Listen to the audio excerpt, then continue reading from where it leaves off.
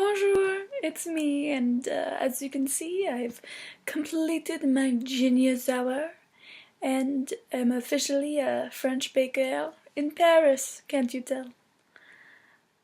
Okay, so not quite. No, I'm not in France, and no, I would not consider myself a French baker, but I did have a fun time learning some new things, growing some baking skills, and overall just getting to experience the process of having a genius hour.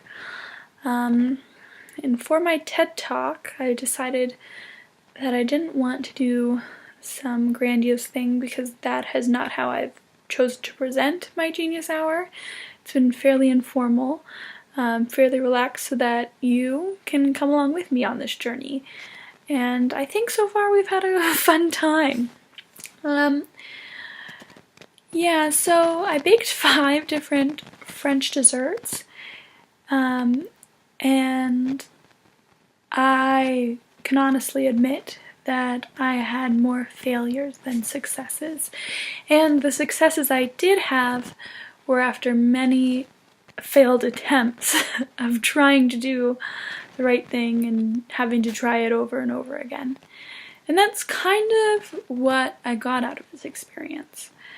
Was not necessarily how to be a French baker or how to achieve something, but how important the process is in getting there. How can you have a success if you don't understand what a failure is? If you do nothing but win and succeed and triumph and you're always on the right track, how would you ever know if you were on the wrong one? And how would you ever be able to grow the behaviors you need to deal with a situation when it doesn't go your way? Or face a challenge that you haven't had before if you aren't willing to accept that it might not go 100% right. This experience with Genius Hour hasn't been easy.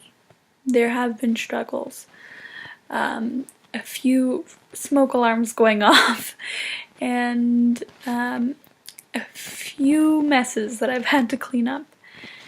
But I am so grateful for those messes because they are what allowed me to understand how I deal with failure, helped me find ways to create a dish through correcting what I did wrong.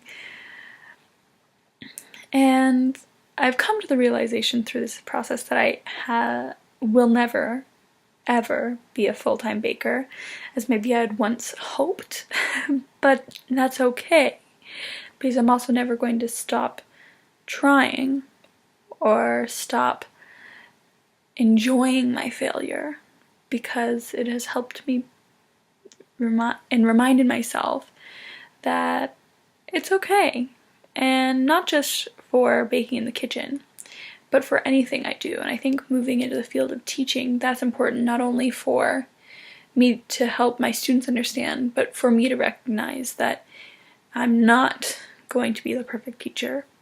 I don't necessarily think there is one right way to be the ideal teacher, but as long as I never stop trying, never give up on myself or my students, or give up on my passion to find a way to succeed, then I think I'll be okay.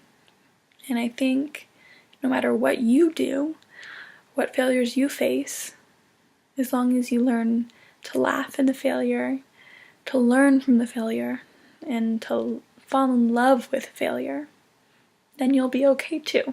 So thanks for joining me on this journey, and I hope that wherever you are, whatever you're doing, the next week, your next failure is always sweeter than the last.